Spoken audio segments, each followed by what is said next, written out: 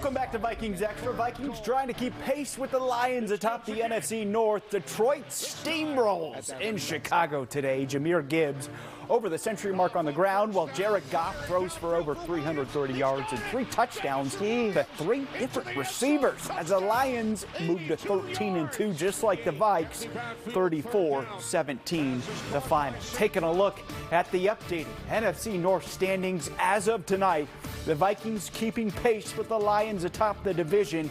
Green Bay hosts New Orleans tomorrow on Monday Night Football. The Vikings win their next 2 games at home against the Packers, on the road against the Lions, and they win the division, and maybe even more after today's other action, Julia. Yeah, well, Eagles still fighting for that #1 seed, taking on the Commanders today. Big story early was this play right here. Jalen Hurts on the run, suffers a concussion, does not return to the game. Eagles still have that, I don't know if you've heard of him, Saquon Barkley. Yeah, he's pretty good. Takes this one to the house, but how about this, Will? Commanders come back from as much as 14 points, and the game winner right here. Jaden Daniels to Jamison Crowder. Commanders pull off the stunner, 36-33, the final. So with that, Eagles lost. Let's take a look at the race for the top seed in the NFC. A reminder, the top seed gets a first-round bye and home field advantage. So a lot on the line. The Lions currently hold that top spot at 13-2. The Eagles' loss makes the path for them to #1 almost impossible. The Vikings, though, control their own destiny, win those last 2 games, and the NFC runs through US Bank Stadium.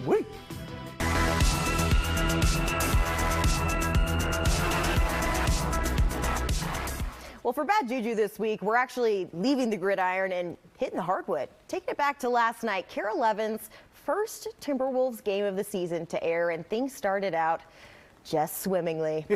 The Warriors were in town to face the Wolves. If anyone's getting cold this year, it's Jonathan Kuminga.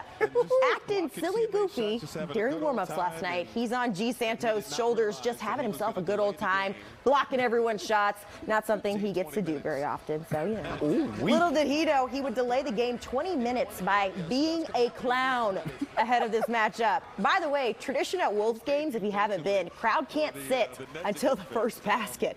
So everyone is standing and waiting, and the poor Target Center guys had to rethread the whole net before they could tip off. That took a minute, and then they had to have another 5-minute warm-up because no one was ready to play after all of that drama happened. Stoop, as our producer Ryan Williamson always says. Ryan Williamson always says. Oh, shout out to Ryan.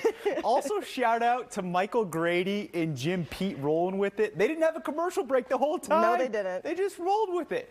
All right, Will's word for this week is revel. Webster's defines revel as to make merry or be noisily festive. Vikings fans, I know it's the holiday season and your team is 13-2. Sit on that thought for a moment. Who predicted that statement back in August? I know I didn't. These are the types of seasons you simply savor. You revel in. Outside of the locker room, not sure too many of you watching at home predicted this team would have 13 wins and very much in contention for the top seed in the NFC with 2 weeks to go. Vikings fans, I know the playoffs are right around the corner, but don't stress. Enjoy this time. It's been a cherry on top, house money journey that deserves to be reveled in.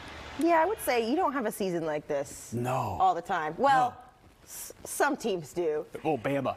Yeah. Not this season, though. I don't want to talk about that. Holy cow. Yeah, it has been, what a journey. I mean, go back to August, I think my preseason win total was 8 for this team. I think mine was 7. So we're blown past both of those predictions already. And we'll see Green Bay next week.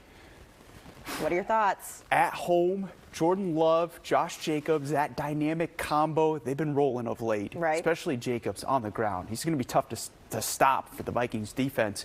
I think it's just another battle, down to the wire. Yeah. Another one-score game for KOC, potentially another win for the Vikes. Yeah, I think these next 2 games are totally unpredictable. Yeah. I'm not going to say anything. I'm not going to make any kind of bold predictions about either of them because I think they could go any way, this, that, or the other. But we do know Vikings are already in the playoffs. Of course, they would like to be at home. for that first game. But we'll see how it all plays out. We've got some exciting stuff ahead. Oh, it's going to be a lot of fun. That's going to do it for this week's edition of Vikings Extra. We will see you next Sunday night breaking down the border battle. Happy holidays. Have a wonderful week ahead, folks.